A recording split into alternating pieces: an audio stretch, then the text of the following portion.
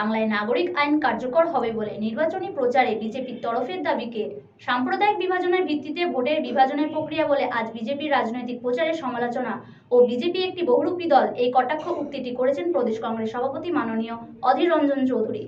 দেখুন, বিজেপি কিন্তু আসামে কথা বলছে না যে সিএএ কার্যকর করবে, বাংলা এসে বলছে সিএএ কার্যকর করবে। সিএএ আইনটা পাস হয়ে গেছে 1.5 বছর আগে, তো ওদেরকে কে মানা করেছে কার্যকর করতে? নাম্বার 1। তাই যদি হয় তাহলে আসামে কেন বলছে না?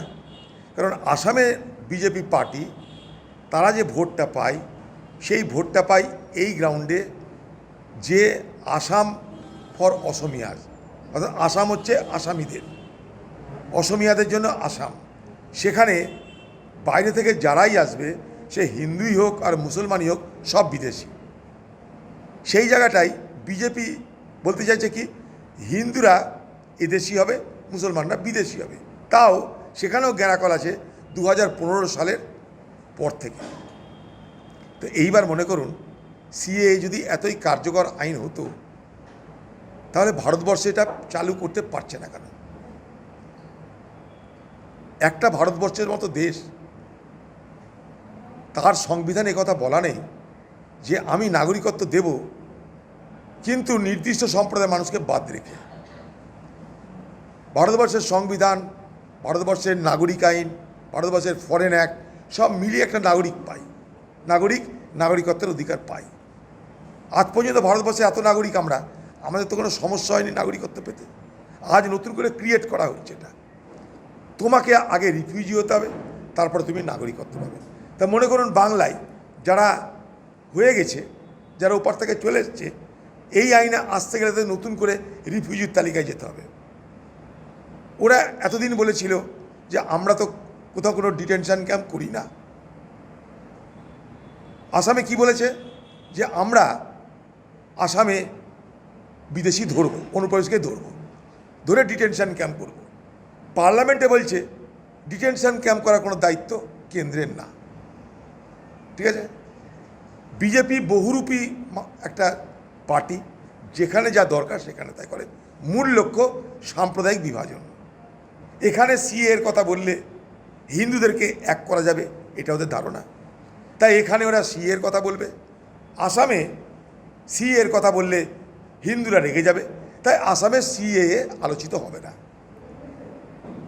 উদ্দেশ্য একটাই, সাম্প্রদায়িক বিভাজন করে ভোটের বিভাজন করা। সিএএ 1.5 বছর আগে ভারতবর্ষের পার্লামেন্টে পাস হয়ে গেছে। যদি এতই জরুরি ছিল তাহলে 1.5 বছর ধরে অপেক্ষা কেন করলেন আপনারা? কে মানা করেছিল আপনাদের? অতএব এটা হচ্ছে আরেকটা নির্বাচনী জুমলা, ইলেকশন জুমলা, সাম্প্রদায়িক বিভাজনের রাজনীতি। এটাই বাংলা কথা। কংগ্রেস কি বলেছে? আমরা সিএটাকে নস্যাৎ করে দেব। আমরা পার্লামেন্টের মধ্যে বলেছি, পার্লামেন্টের বাইরে বলেছি। সিএ নিয়ে জয়েন্ট পার্লামেন্টারি কমিটি হয়েছিল, সেখানেও আমরা বিরোধিতা করেছি। আমাদের বিরোধিতা খুব স্পষ্ট, কারণ একটাই, ভারতবর্ষ সকল ধর্মের মানুষের দেশ। আমরা বলতে পারি না যে এদেশে শুধু হিন্দুদের অধিকার থাকবে আর অত্যাচারিত হোক, নিপীড়িত হোক, বাকি কারোর অধিকার থাকবে না, মুসলমান হলে কোনো অধিকার থাকবে না, বাকি সকলের অধিকার থাকবে, এ কথা আমরা বলতে পারি না। কারণ আমরা ভারতবর্ষের সংবিধানকে মেনে আমাদের দেশ চলছে, সেই সংবিধানে কোথাও বলা নাই।